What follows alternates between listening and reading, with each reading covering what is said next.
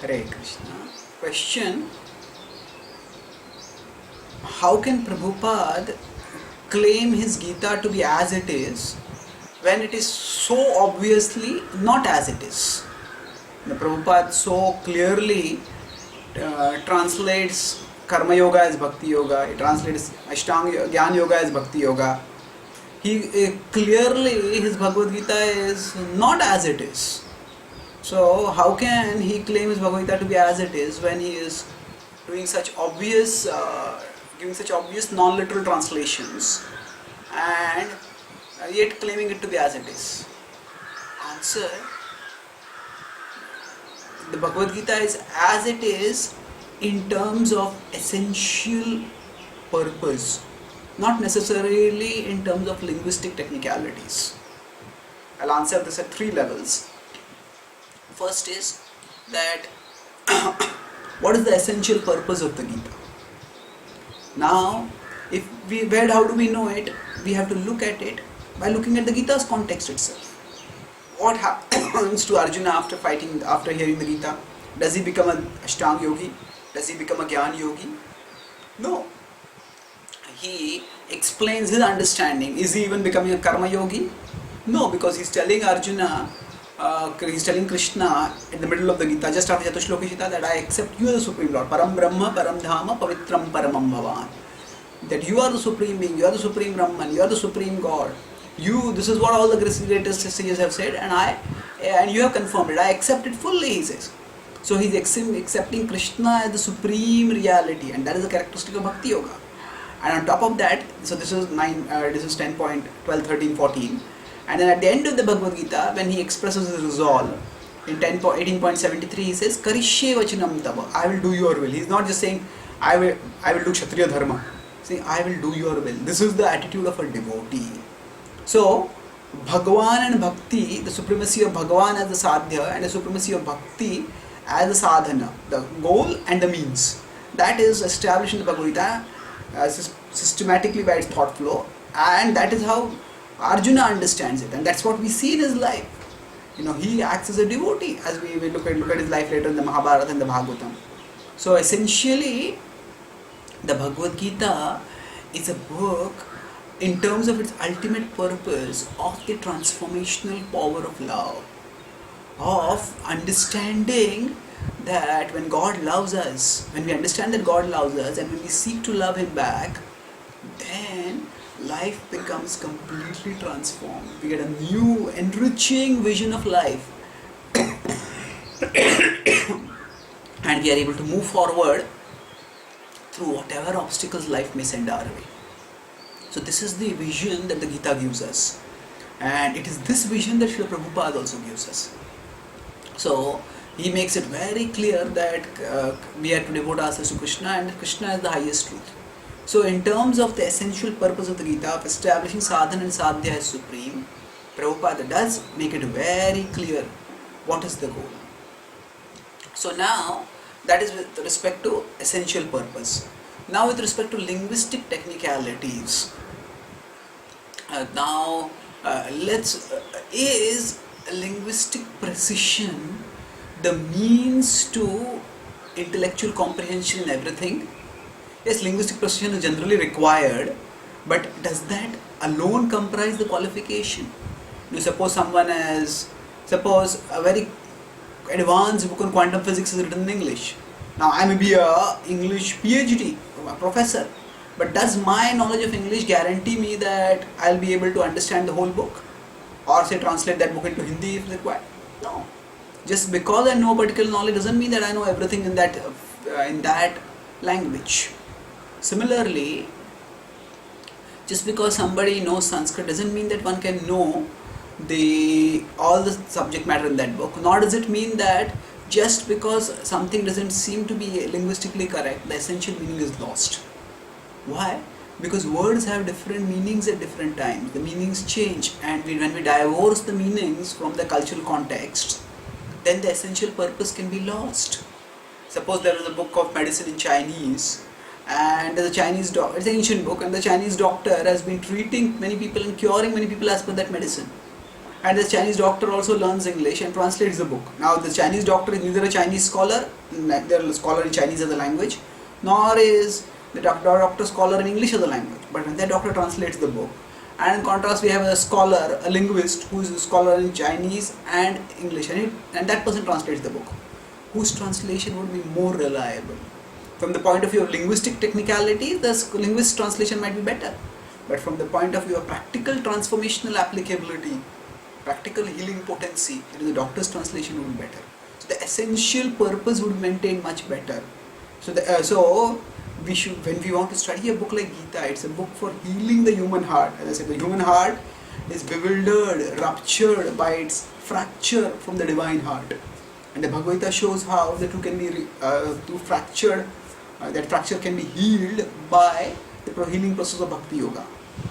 So it's a process for application, and for that application we need to look at those who have applied the Gita in their lives and have guided others to apply the Gita. And from them we can understand the import of the Gita properly. So that's why the linguistic, we shouldn't get too caught in linguistic technicalities. Now, Prabhupada, by his devotion, had experience of Krishna, and he is sharing that experience of Krishna, that love for Krishna with others.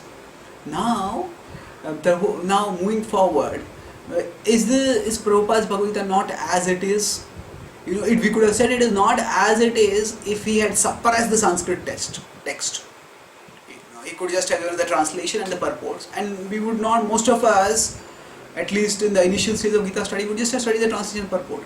But Prabhupada gives us the Sanskrit, and not only Sanskrit in the Devanagari font, he insists on giving the Sanskrit in the English font, in the Latin font also. And then he gives us the transliteration. He gives the Sanskrit Devanagari, then he gives the transliteration, then he gives the word-to-word translation, then he gives the translation in the purport. Now that means he is not hiding his strategy at all. If he is translating Karma Yoga as Bhakti Yoga, then he is allowing us the whole world to see that this is what I am doing. And then when he does something like this, and top of that he says this Bhagavad Gita as it is, it will force us to ask the question, how can this be as it is? If his intention was simply to mislead people and just impose his own interpretation on the Gita, then why would he have given the Sanskrit? Because he is giving because he wants us to think. His message is in terms of essential purpose. Yes, Krishna does talk about Karma Yoga, but then there are several places in the Bhagavad Gita which talk about how Karma Yoga culminates in Bhakti Yoga. There is 3.9, there is 3.30, there is again the progression from 18.40 to 18.56. I don't have time to go into technicalities over here. But like that, all the yogas are shown in the Bhagavad Gita to culminate in Bhakti. And when we understand this essential point, this central, this progressive nature of the Gita's revelation, so what comes at the end of the Gita, Prabhupada gives throughout the Gita. Now why does he do that? That's because of compassion. Because he knows the Gita is a complex philosophical book which was written in a particular cultural intellectual framework. So all the background technical knowledge which people had at that time, which enabled them to understand the Bhagavad Gita, which enabled Arjuna to understand Krishna's message, most people today don't have that cultural intellectual background. So for them to first understand the whole cultural intellectual background, and then to understand how through all that cultural intellectual background, with all the various means for spiritual elevation, how the ultimate means of elevation is Bhakti Yoga.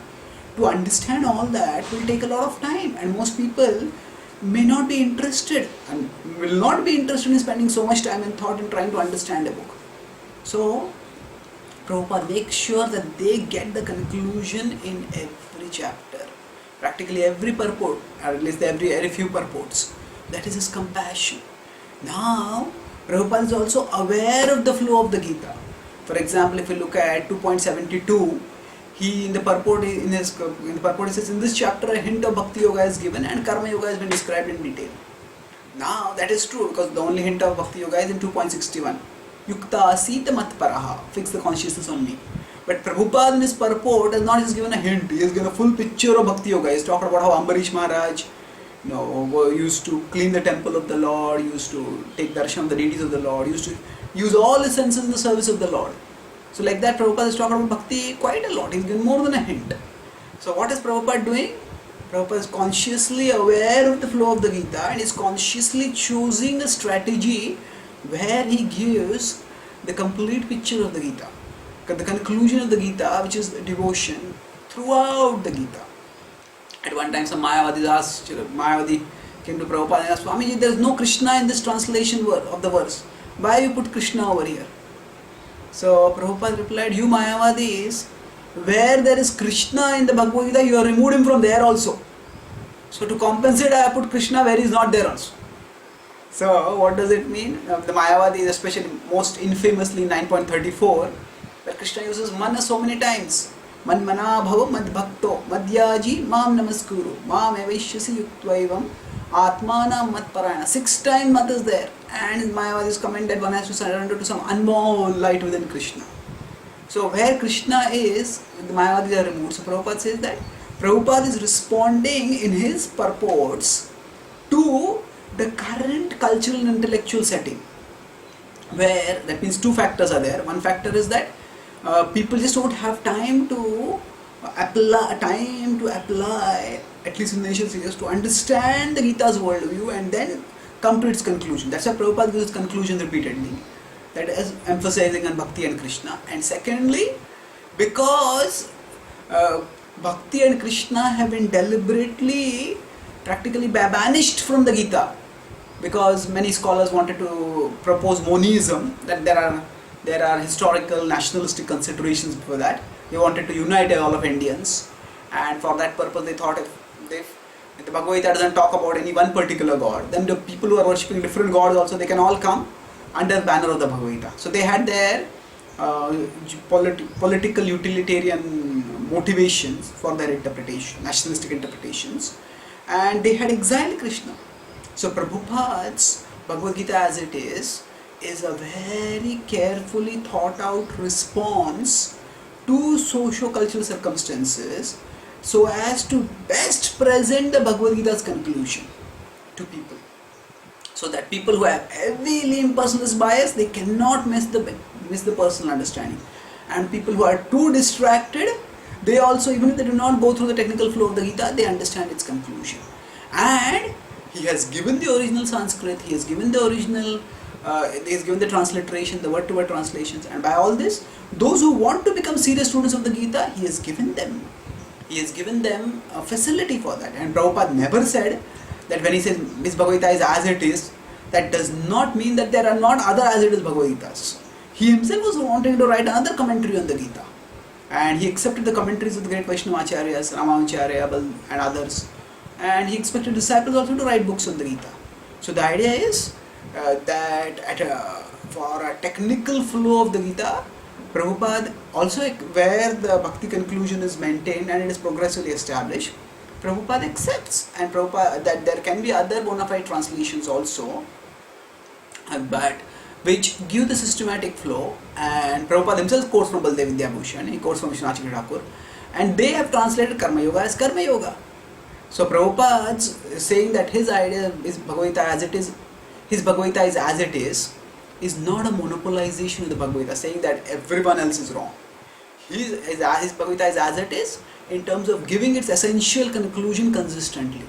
And if one wants to go to the progressive conclusion, there are other Gitas also, whose authority also he accepts, and by that also one can understand the Bhagavad Gita's conclusion in a progressive way. Thank you. Hare Krishna.